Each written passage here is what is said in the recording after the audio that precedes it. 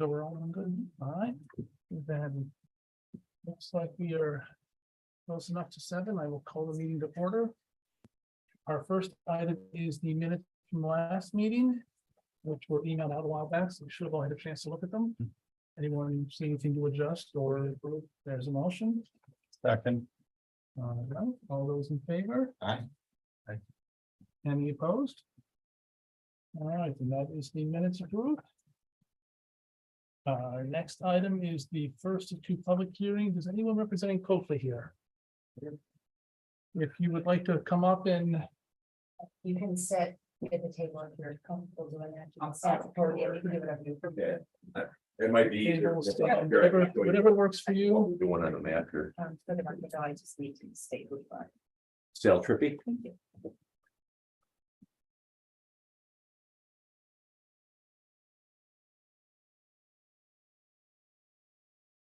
So we were shown an application, so if you give us a summary of what the plan is. So I'm trying to make the house more handicap accessible for the owner of town. So we put a slider coming out the kitchen, so it's at the same level. And we're adding, I don't know if you guys have this drawing. Where this is an existing deck right here. And this is what we're adding, so he can come off the kitchen here, and then we can do a handicap ramp off this side. Where's 251 in that drawing? I was just wondering. So 251 is right in front of the house here. Okay. He's right next, 2 houses from the tennis courts, Yep. So same the, side. the whole house is between this deck and the road, Yes, basically. house is here. And the house itself is 7.5 feet off the property line. Which grandfathered in. And when it comes to the back of the house, it juts in another 4 feet. This is a little existing deck here. That is 3 foot into the start of the house, so that's. So that starts like 10.5 feet off the property line. And then when it juts out. When the property line comes in 4 feet. Now. We're at, what would that be? What is that? The Cedar Shakes House, or the Cedar Shake House is next door, or is it? Is that 2 now? You got Beamishes and then right on the corner and then 1 and then Tom and then that little house right next to it. Yeah, So basically, then we're 6.5, this feet's 10.5. So the new deck is gonna be like 16 to 16.5 feet off the property line instead of 20, but well within the confines of the back of the house, and it's way in his backyard. But Corey didn't feel comfortable. He said that if they go to resell and we're not within that 20 feet, so we're basically looking for a variance for 3.5, 4 feet. In his yard. That's the gist of it. All right. So do you happen to know roughly when the house was built, It's about 100 years old. which explains why it predates zoning? Yes, And there's an existing deck there which you plan to renovate, repair, however you Just wanna do gonna- that. gonna pull the deck boards off, make sure the framing is good, and then redeck over it with composite. And add the 12 by 16 deck onto that. Which should make it look nicer to anyone who's looking at it from the neighbor's property or whatever. Yes, yes. Yeah. And it gives him great access on the same floor out of his kitchen. Mhm. He's getting worse. It's a debilitating disease, so. He can't negotiate the stairs very well, so this will allow him to go out. One level, and then we can do a handicap ramp off to his driveway for him. And the driveway's over here. again. Driveway's right here, yeah. Yeah. All right. Anyone else have questions or anything? no questions. All right. In that case. I don't think I formally opened the public hearing, so I'll do that even if I should before. I will waive the reading of the public notice as it was publicized in the Sentinel. I will also waive the formal asking them 5 questions because they were covered in the discussion of the application itself. Which brings us to, would anyone like to comment from the public on this application? Seeing some shaking heads, anyone online? All right, then motion to close the public hearing. So moved. Second. All right, all those in favor? Aye. Then that closes that public hearing. we will go on to our next applicant, and then we will come back to discuss this. We'll probably decide tonight. It might potentially be pushed out to the next meeting. Okay. So you're welcome to hang out or leave as fits your schedule. I'll leave. I'll email you. Okay. Call you, whatever tomorrow. Sounds like plan. All right. Thank you. You guys all have a good night. Great. Thank you. All right, so with that, next application is Angela Hollick for ASC Havens. It's ASC, I have to fix it, sorry, my. Dyslexia. As long as she knows who she is, you can work with that. So if you'd like to come up. Just so we are clear, so I understand this process, you've got to go see other boards after us regardless, just so you don't think this is a one Yes, and done yeah. deal, which, yeah. Expected, but better to make sure. Yes, With that being said, if you could. I will open the public hearing, Yes. which I think, either way, we're all good. Just like before, I will waive the reading of the public notices that are publicized in the Sentinel. Everyone familiar with the property? Mhm. All right. If you would like to give us a summary, and then I'm sure we'll have some questions. hello, everybody. I have owned Westminster Weddings and Events for 15 years and have just purchased the home directly next door. It was the former Ben and Casa property. It's a 7-bedroom house. I bought it while the moratorium was in place and was kind of advised that I would be fine to have it as an Airbnb because it was in the business district. I didn't anticipate the restriction on the number of bedrooms and number of guests. So I'm looking to split the home into 2 units, which can be very easily done with just a door being put in. There's already two front doors. So you could either have the whole house, which I anticipate my wedding clients wanting to use the entire house. And my intention of splitting the house is that for really anything that's not Westminster clients, people that have relatives coming into town, things like that, they're probably only going to want the lower half of the house, which is 3 bedrooms, living room and kitchen. And the upstairs would just be non-accessible to them. So that is my goal, to separate the house into 2 units, offering 7 bedrooms with up to 18 guests. So are you anticipating renting the 2 units as separate, or would it Not be? simultaneously, no. I think you're either going to rent the whole house or you're gonna rent just the downstairs. The only time I would foresee maybe renting them both at the same time is times of very high demand, like when a solar eclipse is, happening, maybe if PGA comes back, something like that. Otherwise, I don't anticipate that many people really wanting. The Hamlet's wonderful, but I don't know who's going to want at the same time 2 rentals available. So like you mentioned, the application, you're trying to close off the top so that when that's not rented, nothing's changing, Exactly, and I also don't have to charge a full house price when they only want maybe the 3 bedrooms downstairs. All right. So. As you're probably aware, septic could be an issue, so you need to get that documented. So if you're aware of that, Some information, more information than I think I originally included in my narrative. Because I've talked to our Brent Rozak here in town. I talked to him actually again today, and he feels that because of the seepage pits that I do have at the new house. Which I guess is not something that's put in anymore, but I'm lucky to have those at this house. He said that just my desired occupancy should not be a problem. He also has referred me to an engineer out of Batavia, who I also spoke to today. He's gonna come next week and do the full engineering report on both the septic and public water supply. And he also calculated that at 18 people at less than 20 gallons per day, I would be fine with the current septic system. He said if there does become a problem, there's things that can be done, like switching out all the water fixtures to like low flow water saver fixtures, but he doesn't anticipate any type of issue. all right. So. Question, David, so the letter we got from code enforcement mentioned documentation from Monroe County Health Department. Right. So would something that should get documented from whoever your other engineer was, I don't think I heard a name, but either way, would that, you think, satisfy the requirement, or should we still require Monroe County? to I weigh think in? you still need to have, you can submit that information to the county Department of Health and Okay. they can verify that what they have received is fine. Okay. It's probably the way to go. Good. So, by all means, continue on with that. Okay. Um. So you've got the unit downstairs with 6 beds, if my math is right, and the one upstairs, you want to have 12 beds. Code says you can only have 8 upstairs, which would give you 14 total versus 18, if my math is right there. Mhm. So why pursue the extra 4? I guess is the question.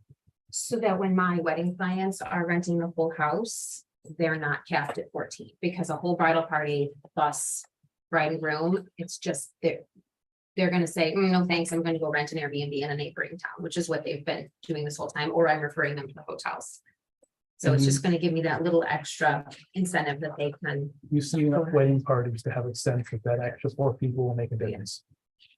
and I don't, I don't think it's always going to be 18 Right. people. I think it could be 14, 12, 16. It's just gonna make it so that all of my weddings can Mhm. utilize the house. Anyone else have any questions? What's the planned use outside of like? Weddings are typically a weekend Mhm. event, but what's the planned use for during the actual rest of the season and week? I think the week's probably gonna not have any renters, unless somebody's coming in to maybe move their child into college or. I don't know, coming in for a funeral, something like that. I don't anticipate a lot of weekday stuff. And around the holidays, we'll probably get renters. Maybe during the winter on weekends, perhaps like skiing, maybe we'll attract some people. I'm not really sure how much interest we're gonna get outside of my Westminster clients. Hopefully people will take advantage of it, but I just don't know how many people are coming to Mendon in the middle of the week. Ballpark, how many clients do you have there for weddings a year? Last year, we did almost 50 weddings. That's a good number. If there are no further questions. Residences around? Well, across the street, there's one. It Then is- it's kind of weird across the street. It is in the business There- district, so I Mhm. think some of them are housing, but There are some houses across the street, yes. Well, but as far as your side of the street, there's. On my side, nothing. no, Yeah. I own the building, I Next own the building next to Westminster, and then the house I bought on the other side, and then I've got the tavern, you've got your trailhead. Mhm. Yeah, on my side of the street, there's not really many houses. on the topic of the trailhead, Mhm. that, There is a letter from the Mendon Foundation also. right, and I saw that, but we also get this from Monroe County. Yeah, And if you saw this, there's a comment about tying into the trailhead, Mhm. not a requirement, Mhm. probably already looked at that. Sure, but yeah, I'm just putting up saying some sort of fencing or something. Yes. Whatever was appropriate. Yeah, there is fencing actually already that the hospice had put in, I think, to separate and delineate their property from the trail. Considering the place is not new does not surprise me. But that was the kind of they have to make sure it got passed on, Yeah, I received that from them yesterday. so. No other questions? Then I will waive the formal asking of the 5 questions, because I think they were covered in the application during the discussion. So anyone in the public have any comments?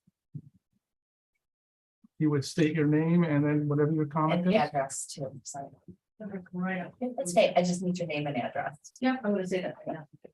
And Karen McKenna, 3877 North Mendon, MCK. MCKENNA. And I live directly across from the location. So yes, there are houses across the street and there are houses down from here. On June 20th, I received a phone call from Angela. We, to this day, have never met. She never, we were never introduced under any reason. She was on the phone on a campaign to get neighbors to agree to her request for a variance to her property, allowing for more residents, about the 18, possibly 20. Some of my other neighbors also stated that they had never met her. She informed me of the new short-term law that came about, that was passed and stated that since the town was happy on how she was running the wedding chapel, that with neighbors' approvals of the variance request, the town should pass her application. She doesn't know me from Adam. The phone was that she used to make those calls to gather information. Was put together by me. I went around the neighborhood and hand delivered invitations to everybody so that I could create a neighborhood list for support of each other, for community relations, that has never happened before. We're not on the neighborhood, we're on Main Street. So I hand delivered those. So through friendly conversations and activities, I was hoping to get our neighbors together. And that's just a little background and insight. My point with this is if Angela had taken the courtesy to come walk around, introduce herself to myself and other neighbors and friends, that would have gone a long way. And me coming up here and having an opposition to this. My question is if she won't, if she does she have our best interest in mind with another 18 residents hotel across the street? I do have concerns over this. I truly do. And I actually don't even want an 8-person short-term approved for this location. I know there's quiet times in the hamlet from 11 to 7. However, when your wedding is over, people disperse. Who wouldn't want to walk next door to continue their celebration with the bride and groom? That will happen without a doubt. And who will be on premise to enforce a head count and your noise? And that will probably be taken upon ourselves as neighbors to see that that's maintained at a low level. As it is now with the wedding, street parking is very difficult to enter and leave my driveway. There are times that cars are parked right to the end of my driveway and the edge apron of my driveway, also directly across the street from the mouth of my driveway. This narrows my entry and exit, at the same time narrowing Route 251, creating a concern for safety. Short-term rentals, in my opinion, increase the risk for introducing my neighbors to unsavory transient folks who after 30 days can move to another short-term rental with no trace. Introducing possibly vandalism, increased littering, that goes along with increased volume of folks. Any concerns of noise, traffic, safety to the young families that are now living in our neighborhood. Directly across from Angela, actually. I can have a concern of trash and unknown people and that come and go. If Angela has already been approved for the 8-person short-term permit, so be it. Let it be that way for a year and have it tied to the wedding venue. I quote her from an email dated June 21st at 11:49 a.m. that I received. I anticipate the bride and groom staying there the night of their wedding, as I'm not sure they want their bridesmaids and groomsmen staying with them that night. So to reevaluate the need for a variance for just a bride and groom for up to 18 people, 20 people living across the street, I don't really understand that. But maybe reevaluate the need for a variance after a year. What is the need for a double occupancy right away? No variance for a year, start with lower head count, reapply for increased capacity. Will she ever change her mind and then rent to folks that aren't wedding event related? I don't know, that's a concern also. A lot of this information kind of came out in your conversation that I was listening to. Consider a larger capacity for a wedding cap with stay at 4 days or less, not 30 days. No need for a 30-day short-term rental for weddings. That's what she was proposing to me with the emails and phones. I love my home and my neighborhood. Please take note that I do not agree with this increase in the head count that could rent for 30 days. I do not see approving this variance as a part of a positive note to the revitalization of the neighborhood. I bought my home in 2010. I'm single, a widower. I work really hard to get everything I have. And I just have concern of more increase and possibly, I'm not saying it would, but possibly increasing everything. And I know some of my other neighbors kind of feel the same way, but they did step up. And that's just a conversation, but that's Thursday. But Angela, I guess it's nice to meet you at this point. Good luck. Thank you very much. Thanks, Karen. Okay, just like the last one, name and address if you would.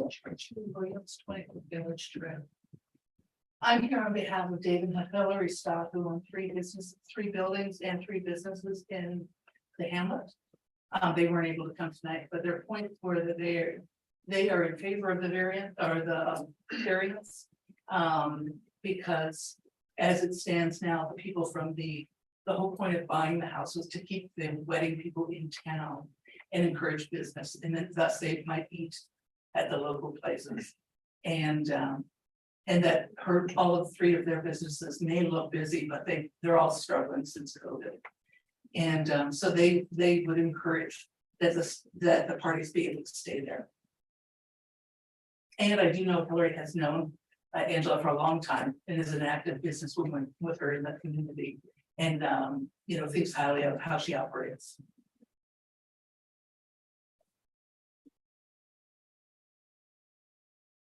Brandon King, I'm here in several capacities. I'm on the board of the MCBA.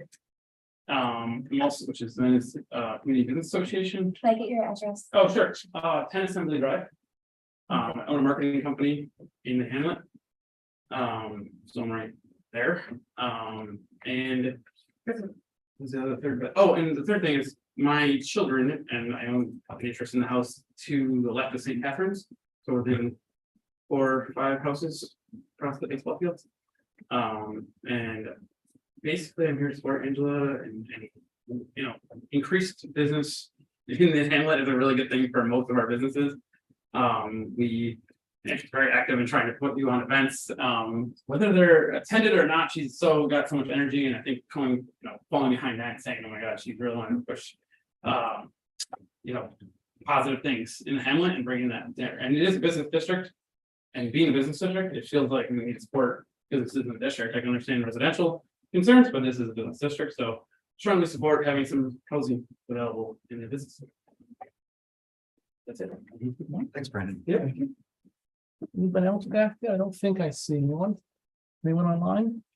Where do you live in? I live in Niagara Falls on Hiram Way, right off of Sibley.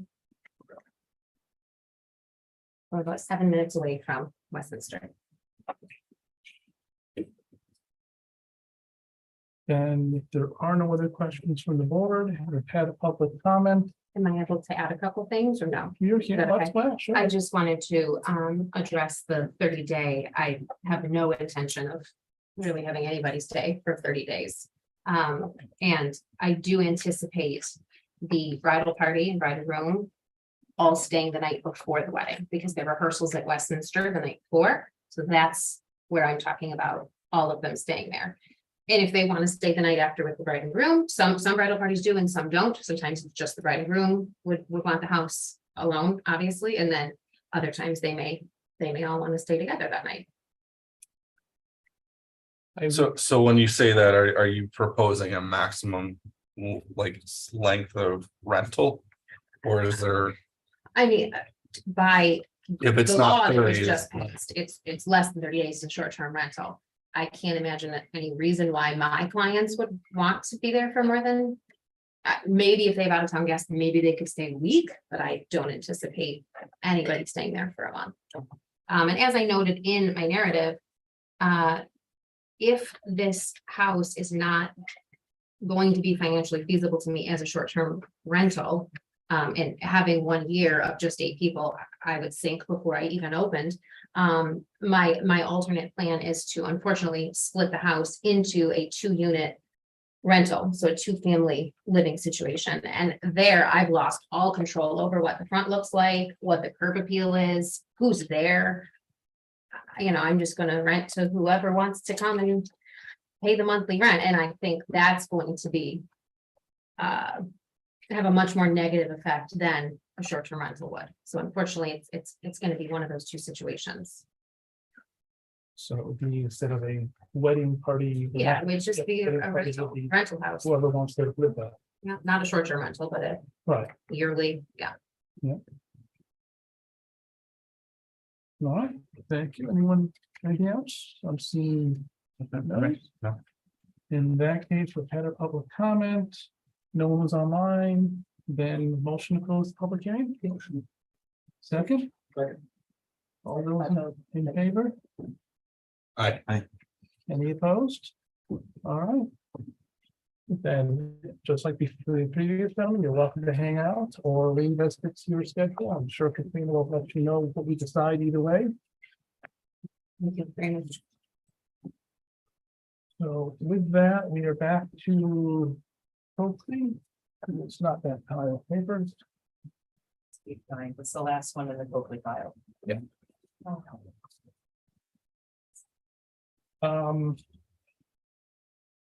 Anyone want to talk about this some or just go on to? All right. We'll probably just go on. I have a draft determination I put together. So I will read through that now. Presumably we'll get a motion in a second. That the area variance requested by Thomas Coakley of 3303 West Mendon Road. To rebuild a deck and add a wheelchair ramp with a side setback of 17 feet, whereas code requires a 20-foot setback. And therefore requires an area variance. I would suggest it be approved, but we can go through the rest of it and see that's where we end up. Whereas I'm gonna mispronounce this, Sam Trippy, who I'm gonna trust you for spelling on the name. Representing the property owner appeared before the zoning board of appeals at public hearing on today's date, July 27th. Whereas section 260-106 of the amended zoning code states RA1 districts have a side setback of 20 feet. The applicant is requesting a side setback of, now I have 17 written down here, but I heard him say 16. So I would write in 16, and I don't think it changes anything, but that's what I would do on the documentation. Yep. Whereas the existing house is approximately 3 feet and the closest point of the property line. The property line is irregular such that the majority of the house is set back of approximately 7 feet. There is an existing deck behind the house, which the applicant intends to rebuild, adding a wheelchair ramp to it in the process. Does all that sound good? Anything else anyone should add? All right. Then we had no members of the public commented during the public hearing. And the applicant was sent to the county planning board. They responded with considering it local. After review, the zoning board of appeals has weighed the effects of the requested variance on the health, safety, and welfare of the neighborhood and community and made the following findings. Benefit cannot be achieved by other feasible means. I'm seeing some nodding heads there. It is not substantial as the existing house has a smaller setback and this would have a negligible increase in entrance area. I'm seeing nodding heads there as well. Upon review of the SEAF form, the board finds will not have an adverse physical or environmental effect as the scale is sufficiently small. Correct. Request will not have an undesirable change in the neighborhood as the change is obscured from the road and repairs the existing deck. Correct. And I could see the self-created going either way. It is the existing house that's right there on the property line. But it's also the applicant wanting to do the thing, so. Any other thoughts on that? I think this is one of those things where they built the road after the house. So Yeah. not self-created because existing houses in such proximity to the property line. No. Type 2 action, I see no need for any conditions. Well, all of that sound good. Second, Can I just make one comment and to note on this before, just sorry. Can't be filled, can't be the sorry.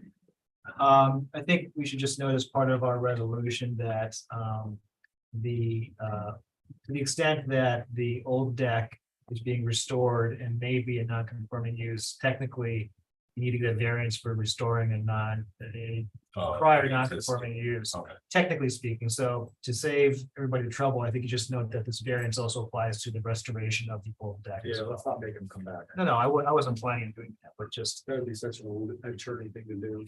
no, I wasn't.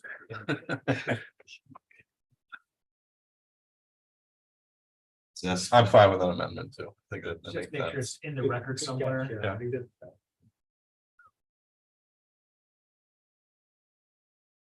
So that is to. I'm sassy on attorneys today, I'm sorry.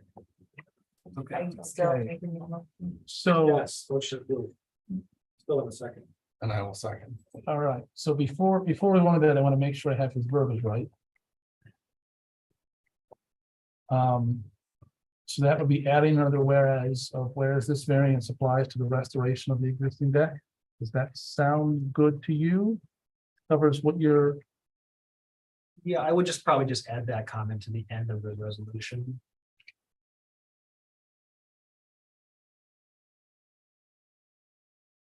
Before it just as a new number 7, okay. you know, It's a new the sentence. variance applies to the whole thing as well. Any objections to that? All right, then we have a motion in a second. All those in favor? Aye. Any opposed? All right. It looks like he is left, but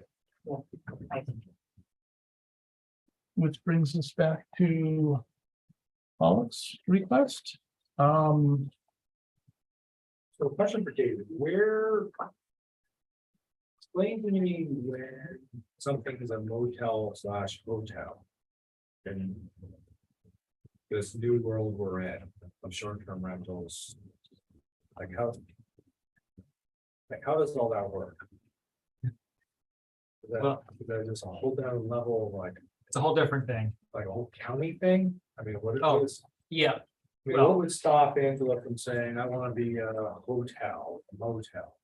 well, that would go through a whole different level of approval and process based on Okay. typically hotels, you're talking about more stringent DOH review, certainly at our local code level, what's permitted, the standards, uniform code requirements and stuff like that. So typically what you see is a differentiation between large boarding room type of Sure. establishments like hotels, motels, and then at the level below that, you have bed and breakfast establishments, and then kind of the new category is short-term rentals, basically. So is that answer your question, or? Like, what's your overriding? Well, I just, what would drive an applicant, what would the, I don't know if it starts here or the town, like, what would drive, say, no, this is actually a. Looks more like a hotel motel application versus a short-term rental application. Okay, so I that's mean, what's stopping someone could come in and say, well, 100-person short-term rental, you know? right. So I'm just, at what point? Just gotta understand, like, who makes that call? So that would be Corey's call at the first instance, because he would be the one typically who interfaces with an applicant to say, applicant comes in and says, I want to do this at the property. He's the one who's gonna look at the code and say, well, you can only have 8 people per Okay. max occupancy. Or whatever, and therefore you fall within this bucket, therefore you go down this path. Okay. And so that he's the guy who's gonna be making that initial determination. Then, depending on what he says, then the path will be to the town board or planning board or whatever. Okay. And to your point of 100 people, let's pretend she asked for 100. We could say that's too many, but 50 is fine, or whatever number below. Right. If they asked for 18, we could say 17. Right. I mean, I've always struggled with these committees of what is egregious to the intent of the new law, right? I always struggled with that. Well, but that's That's our job, I guess. no, but that's also my question. Is the idea that I've been in weddings recently in Canandaigua and Seneca Lake where it's an 8-bedroom house and you're only allowed to have 2 people in that house. And a sheriff stopped by because neighbors called because there was like 4 cars in the parking lot. I think that 8 is a more than fair and reasonable number for it to be in that law, because it's specifically what the law dictates is that it's 8 per property, right? 8 per unit. And she's So, two- asking for 2 units, Yeah. which would give her 14, split Well, between the 2 floors. Yeah, 16 they would give her rather than 18. 6 downstairs, 8 upstairs, which should be 14 if I can count right. So 260.17.d1 is for business districts. And it states that for a 2-family dwelling, it's just requiring a special use permit. Yeah, but this is not technically a 2-family dwelling. Per At this se. point, yeah. Right, and that's kind of where, I think the applicant understands that. There's a lot of other local approval that needs to take place before she can get what she wants on this. So that's really, those are issues that are not before us tonight, technically speaking. Certainly issues like parking and the other things that were mentioned.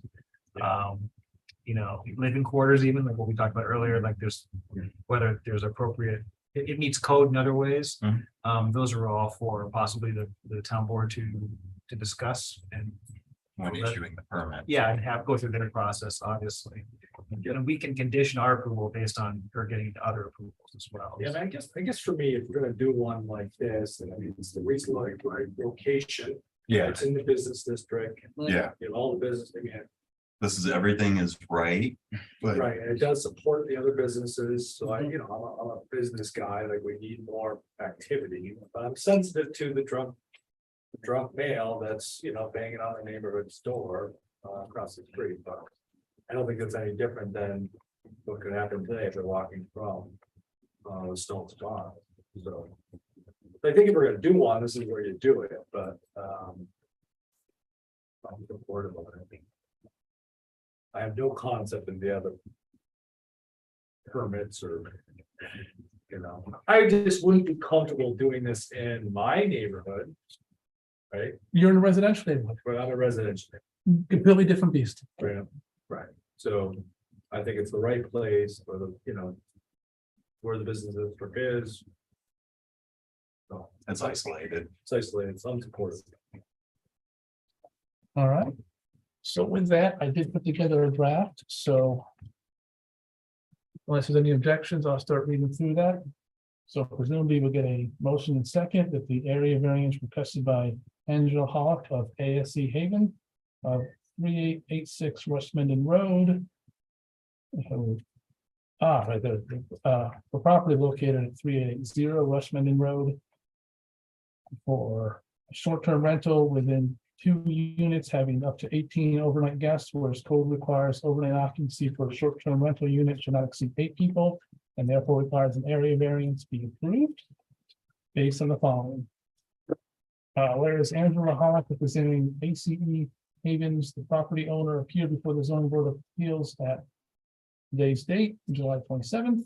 Whereas the code enforcement officer submitted a letter dated July 19th, offering his opinion on this matter. To summarize it, his view of the issue before the ZBA is a number of people in bedroom 4 and 7. He also expressed the need for the Monroe County Health Department to verify the capacity of the septic system. You did all receive that letter, right? Whereas the building was previously operated as a hospice and the applicant does not intend to make any changes to the exterior of the building. Whereas the applicant intends to treat the building as containing 2 short-term rental units. The unit on the first floor would have 6 beds and be in compliance with the code. The unit on the second floor would have 12 beds and exceed the code by 4. Whereas section 236(7)(a)(9) of the amending code states the maximum occupancy for each short-term rental unit should not exceed 2 people per bedroom. Whereas the applicant seeks a 4-person occupancy in bedrooms 4 and 7, both located on the second floor. Increasing the occupancy of bedrooms 4 and 7 would lead to exceeding the limit of 8 per people per unit as stated in section 236(7)(a)(9) and 236(7)(a)(10). The restriction for 8 is actually in 2 places. Just so we're covering them both. Town code 236(6)(c) and 236(13). Explicitly grants the zoning board of appeal authority to review this variance. Bedroom 4 and 7 are the largest bedrooms, being approximately 240 square feet in size, while the other bedrooms vary between approximately 120 and 200 square feet. All of that sound good to everyone? Does anyone else see anything that we should add to this? All right. There is a number of letters in support of this usage were submitted by nearby residents. Those trying to capture that we got, 6 in the past day or 2, whatever the number is. 12 in total, 12 or 13 in total. Some number. I didn't count the number. I just figured we'll say a number. They're all going to be in the file if anybody cares. Members of the public were given the opportunity to comment during the public hearing. Do we need to? We need to address it. We need to address that and Karen's and Julie's and Brandon's statements. Do we want to say anything more than just they had the opportunity and check the minutes for more details? Okay. Which is kind of the implication of it. We're just noting, we gave them the chance. Just like we're not listing everyone who sent in a letter, we're noting that they exist. So if anyone looks this up next year, they say, okay. Now I have to find those, they exist. Whereas this application was sent to the county planning board review and the county returned comments dated July 26th. All of that sounds good. Whereas after review, the zoning board of appeals has weighed the effects of the requested variance and the health, safety, and welfare of the neighborhood and community, and made the following findings. The requested benefits cannot be achieved by other feasible means, as this method makes use of the current configuration of the structure. That sound good enough? Think you can. So the only question I had for David on that one is because there's a multi-process approval for this, does that need to be captured in the, That can be captured in the conditions. okay, If we jump to the bottom right now, condition 2 says this variance is conditioned on obtaining all other local and county approvals. So that I think captures what you're after. and that was what I was capturing, given that it is following the process of the local law, that's all. So on the, Oh, that first one too, do we need to worry about the water, backflow preventers? Is that a county thing because it's a commercial property now, or is that? I would be inclined to say that's not directly our issue. By all means, jump in and tell me I'm wrong, but it's Yeah, just it's not. a condition on obtaining all other local and county approvals. It falls under that umbrella. Okay. Maybe it's an issue, maybe it's not. It's beyond us. Yes, Marcy.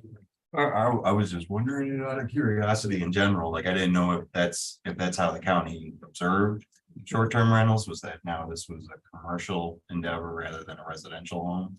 And then, okay, Back to number 1 there. We're all good with going with cannot be achieved by the feasible means. I'm seeing nodded heads. I would say it is not substantial as it is for 4 additional occupants. There is logic there for it is substantial as it doubles the occupancy in 2 rooms. I would say it's substantial. Is substantial. Because it doubles the occupancy in 2 rooms, you do a 50% increase in total occupancy of the 2nd floor. Yeah, it's substantial. 12 by 12 is like enough for a twin bed. You know, So anyone see objections to is substantial for the logic stated? It's 6 by 6 and 14 by 15 and then 12 by 20.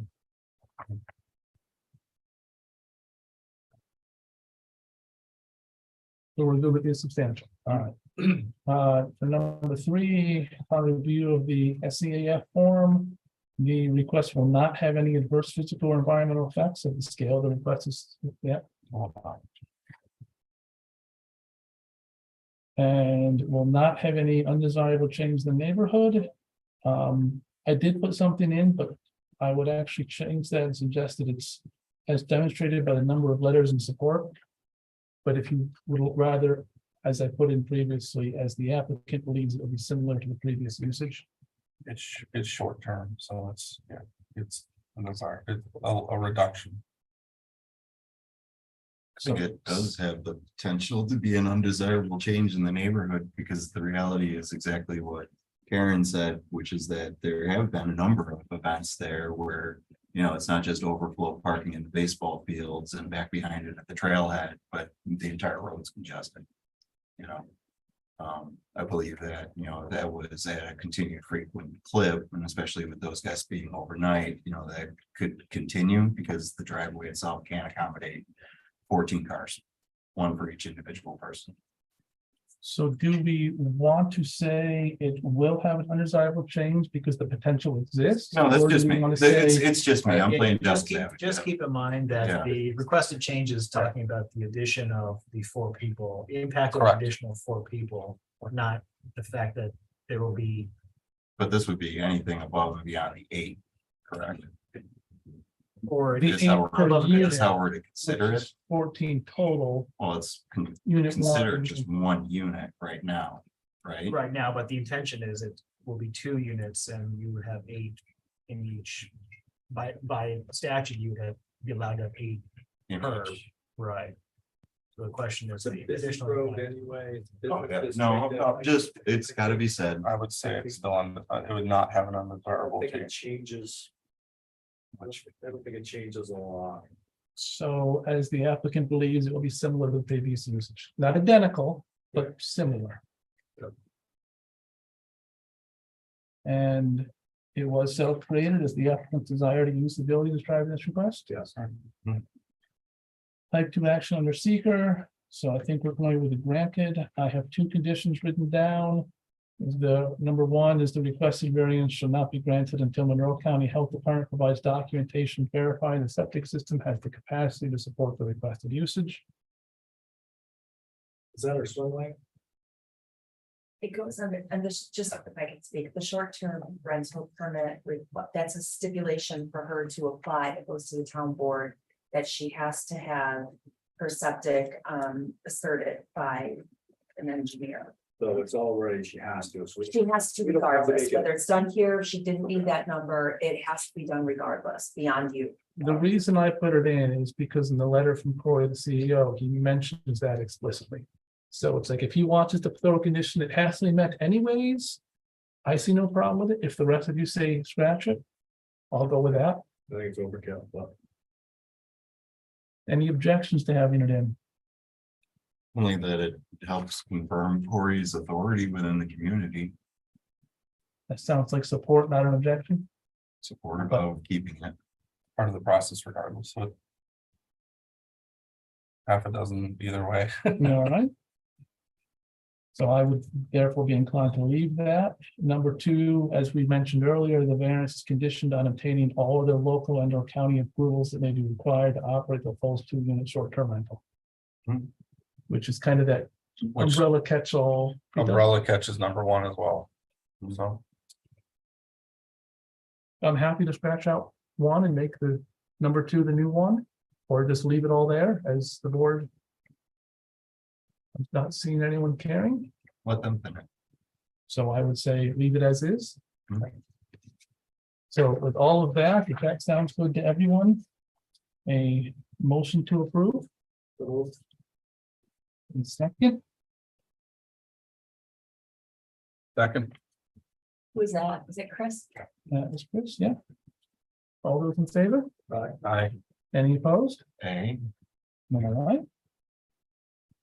So that's 3 yes and, Okay. Just make sure it's- you're good. all right.